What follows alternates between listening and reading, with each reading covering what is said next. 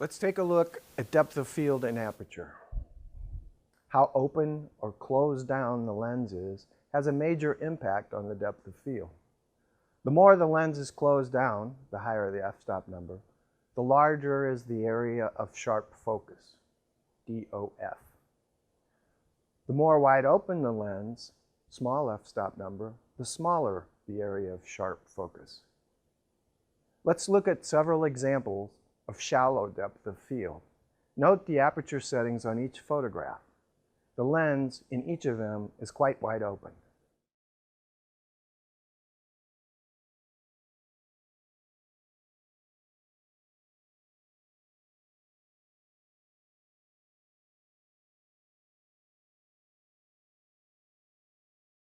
Now let's look at several examples of broad depth of field. Note the aperture settings on each photograph show that the lens is closed down greatly, if not all the way.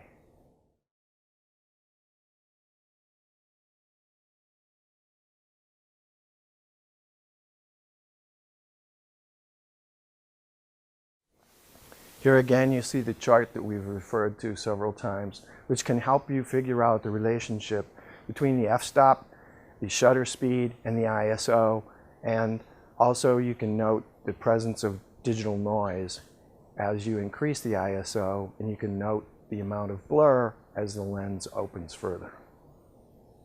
Technically, the focal length of a lens is the distance from the rear of the lens to the image it forms on the focal plane when the lens is focused at infinity. Lenses have different focal lengths, usually mentioned in millimeters. For example, a 50 millimeter lens is a lens with a focal length of 50 millimeters. Lenses below roughly 50 millimeters, taken as the analog to normal human visual focal length, are called wide-angle lenses and have a relatively large depth of field. Lenses above 50 millimeters are called telephoto lenses and have a relatively more shallow depth of field. Let's look at depth of field and focal length of lenses in some images. As I said, lenses below roughly 50 millimeters, analog to normal human vision focal length, are called wide and ultra-wide angle lenses. They have a relatively broad depth of field. These shots are all taken at 1/100th of a second, and the f-stop is f16. Notice in the 16 millimeter lens panel and 30 millimeter panel how both depth of field and perspective are affected by the lens.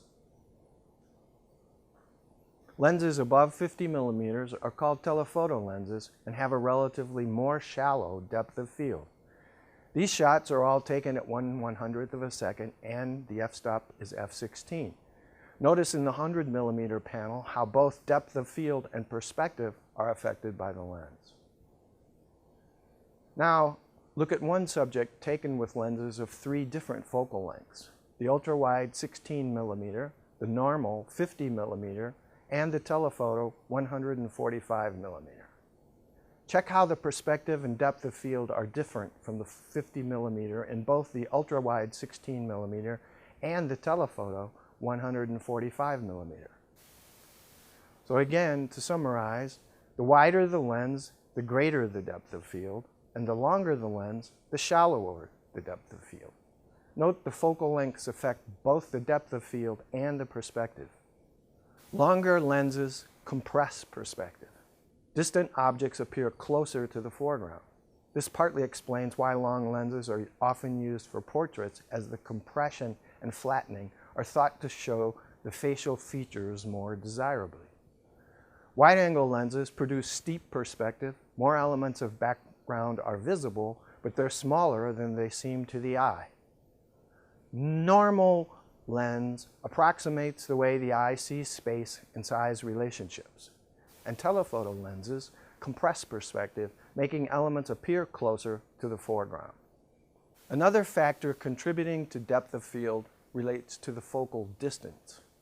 The distance from the camera to the subject, the focal distance, also has an effect on the depth of field. The closer the subject is to the camera lens, the more shallow the depth of field. The further away the subject is from the camera's lens, the greater the depth of field. In the first image, where the subject is close to the camera, you notice that there's a shallow depth of field. Conversely, in the second image, where the subject is quite distant, there's a broad depth of field going all the way from the foreground to the background of the picture.